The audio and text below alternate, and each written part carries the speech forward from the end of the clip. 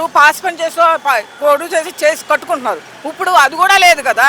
తల్లి కష్టపడిన తండ్రి కష్టపడి చదువుకోకుండా రోడ్ల మీద తిరుగుతున్నారు. కానీ ఈ కరువు మూలంచి ఆయన గవర్నమెంట్ జాబ్ వాళ్ళకి ఆయన సాయం చేయపోయాడు, కానీ పిల్లలు మాత్రం కొంతమంది బాగుపడ్డారు. కానీ జగన్మోహన్ రెడ్డి ఇచ్చిన డబ్బుల వల్ల ప్రజలు సోమరపోతులు అయ్యారన్నారుగా. ఎందుకు అవ్వాలా? ఎందుకంటే స్కూల్ పిల్లలకే. కాకపోతే ఆయన ఏంటంటే ఆటో ఓడికి 10,000 వేయడం అది పొరపాటు. పిల్లలు భేద సాధ చూసేయాల. ఉన్నోడికి వేసి లేనోడికి వేయడం కాదు. భేద సాధ ఎవరని నీకు తెలుసు కదా. బిల్డింగ్ ఉన్నది నీకు తెలుసు కదా, ఇల్లు ఆస్తులు ఉన్నాయి నీకు తెలుసు కదా, కంప్యూటర్ కొడితే వచ్చేస్తుంది కదా. అలాంటి వాళ్ళకి ఎందుకు వేయాలి? వాళ్ళకి కూడా వేయకం అనేసి భేద సాధకి ఇల్లు ఒక లేని వాళ్ళకి 2 పిల్లలు ఉన్నాయి, 3 పిల్లలు ఉన్నాయి, ఇంకా పైకి వస్తాడు జగన్. కానీ ఈయన ఎంతమంది పిల్లలు ఉన్నాయి ఇస్తున్నారంటారు. అది కూడా లేక కదా రోడ్డు మీద పడుతున్నారు అంటున్నారు. అందుకే 50 పడుతున్నారు. అప్పు చేసి కట్టాల్సి వస్తుంది. ఆ అప్పు కొట్టి కోసం వెళ్తున్నాం. నాకు పిల్లలు అయిపోయారు.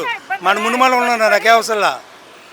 నాకు కనబడుతుంది 65, 66 వచ్చింది. ఎందుకు అది కష్టపడి చేస్తుంది. ఇది ఫీజులు కూడా వెళ్ళండి, బతుకైపోయాం కూటమి. పిల్లల స్కూల్ ఫీజు వెళ్ళాలండి, పిల్లలు అయిపోయారు పాపం. వాళ్ళేం భయపడిపోతారు పిల్లలు ఫీజు కట్టడానికి. ఒక పిల్లలు జ్వరాలు పట్టించుకుంటున్నారు. అవి అలా ఉంటున్నాయి. అమ్మా, అది ఎలక్షన్ ముందు చంద్రబాబు నాయుడు గారు కరెంట్ ఛార్జీలు నేను వస్తే ఒక పైసా పెంచు జగన్మోహన్ రెడ్డి బాధుడే బాధ. ఈ రోజు ఎలా ఉంది? ఈయన పెంచాడు కదా. ఈడేం చేసేది పీకేదే ఉంది, ఆడి పీకేదే ఉంది. అయితే పెరుగుతూనే ఉన్నాయి.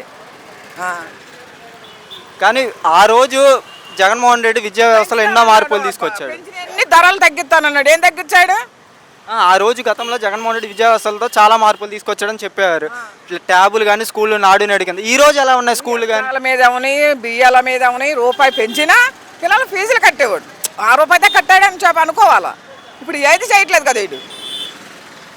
కానీ వచ్చిన 11 నెలలు బట్టి మన ప్రభుత్వం చూస్తున్నాం.